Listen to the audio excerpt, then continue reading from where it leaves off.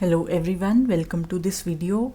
In this video, we'll be looking at examples of internal direct product. So for the first example, let's consider the dihedral group of order 12, that means D6, right? Now you know what is this group. This group defines all the symmetries of hexagon. So in total it consists of 6 rotations. Which all rotations would be there? You know, when you divide this 360 by 6, you will have 60 degree.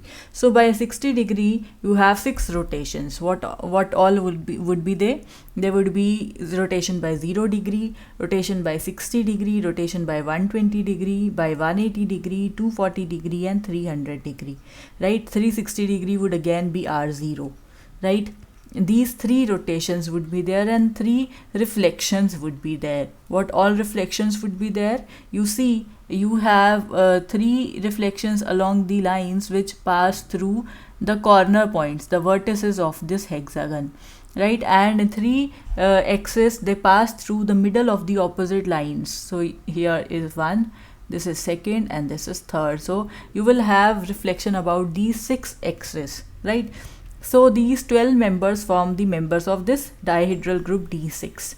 Now here we can construct subgroups, its normal subgroups, right? So one is this R0, R180. This is a normal subgroup because we already saw for even number 6 is even, hence this is the center, and being the center, it is a normal subgroup, right? Another subgroup that we are considering is we are taking 3 rotations, R0, R120 and R240, and 1 reflection here. Now the combination of this and this would be the next 2 elements. Now this forms another subgroup, and I want you to check that whether this is a normal subgroup or not, right? You can check it by yourself. Check it and then come back to this video. If you find that, if we call this as H, this as K, if you find that K is normal subgroup and H is also normal, then we can definitely create the internal direct product of this group D6, right? It would be the product of the subgroup H and the subgroup K, correct? So here you see, this is how we form the internal direct product, right, for the dihedral group D6. Now notice that all the conditions for internal direct product must be satisfied, and to ensure that, you know, this is the internal direct product. Why? Because you can represent your G like this, correct? Now in the external direct product, you have been writing it down as H direct product with K, right, like this. Now both of them, the internal direct product and the external direct product, to be isomorphic, we have certain conditions, if you remember, right?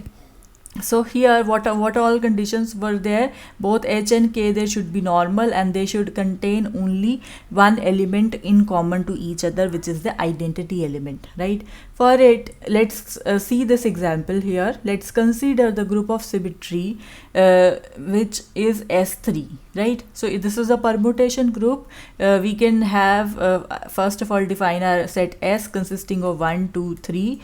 On this set 1, 2, 3, so basically we are defining a map, right?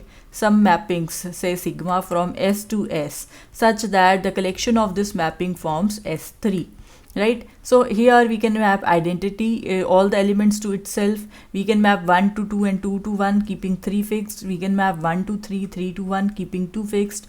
We can map 2 to 3 and 3 to 2, keeping 1 fixed. Similarly, we can map 1 to 3, 3 to 2 and 2 to 1. We can map 1 to 2, 2 to 3 and 3 to 1. So this is a group that you already know, correct?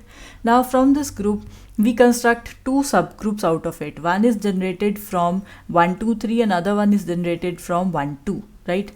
So here let's see what all elements are present in H. For that, you consider this generator 1, 2, 3. Now you multiply to it by itself. So that means what you are doing, you are taking its power 2. So you see, on moving from here to here, 1 goes to 2 and 2 goes to 1. So 1 goes to 2 and 2 goes to 3. So 1 goes to 3, correct? What about 3? 3 goes to 1 here and 1 goes to 2. So ultimately 3 goes to 2. So this is what I have written. What about 2? So here 2 2 goes to 3 and 3 goes to 1. So ultimately this 2 goes to 1. 2 goes to 1. So this is our cycle. Similarly, you can perform other calculations. When you take 1, 2, 3 raised to power 3, in this case you would get the identity, right? And when you take 1, 2, 3 raised to power 4, you get 1, 2, 3 again, right? So basically this would give you back the same element. When you take its power 5, you will again get back 1, 2, 3. So that means the cycle starts repeating. So the elements that we obtain is 1, 2, 3, 1, 3, 2 and E, correct? The identity. Similarly for K, you can check that 1, 2 raised to power 2, this cycle is identity. 1, 2 raised to power 3, this cycle is again 1, 2. So you see we start repeating ourselves. So only 2 elements are present here within this subgroup K. Now you can clearly see the intersection of these two subgroups contain only one element which is common, which is the identity element, correct? So this is the common element with us. And what about the internal direct product? It could be formed here like this when you multiply H with K, right? So you have your H set as this, the set K as this. When you multiply both of them, so you are just doing it as you do the usual multiplication, multiplying E with E, that is E. E with 1, 2, it is 1, 2, right? Then E with 1, 2, 3 is 1, 2, 3. E with 1, 3, 2, it is 1, 3, 2. Then 1, 2 with E is that we have already taken, right? Let me do it the other way. So you see, E with E is E. E with 1, 2 is 1, 2, right? Then 1, 2, 3 with E is 1, 2, 3. 1, 2, 3 with 1, 2 is 1, 1, 2, 3, 1, 2. Then 1, 3, 2 with E is 1, 3, 2. 1, 3, 2 with 1, 2 is 1, 3, 2, 1, 2. Correct? So you have these 6 elements with you. Okay. Now for these elements, now you see what is this permutation? This is just 1, 3. You can check it. What is this permutation? This is just 2, 3. Correct? So we get our group G here. So this is the internal direct product. However, here this internal direct product HK, that is not isomorphic to the external direct product. Why? Because you can clearly see what is your H direct product with K. It is this set. So you take the first element from H, that means we are taking identity here, epsilon, right? Epsilon here, and we are taking the other element as first of all epsilon and then 1, 2, epsilon and 1, 2. So we have these first 2 elements. Then we take the second element here, 1, 2, 3. So you are writing 1, 2, 3 here, correct?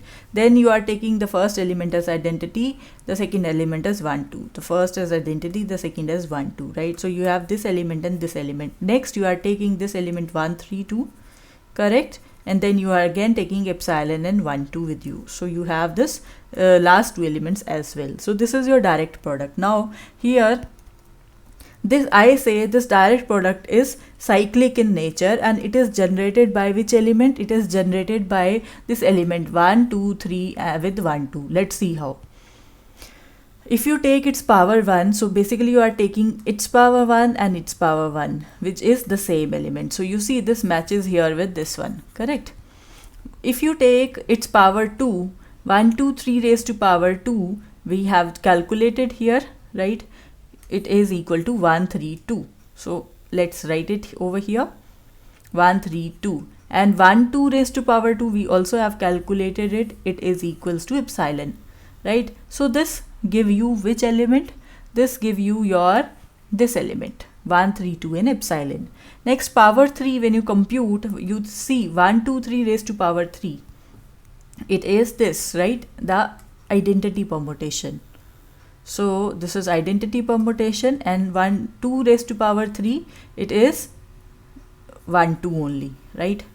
So it is 1, 2. So this matches with this one.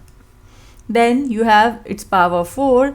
So 1, 2, 3 raised to power 4. Here you see it is 1, 2, 3 only, right? So 1, 2, 3 only. And then 1, 2 raised to power 4.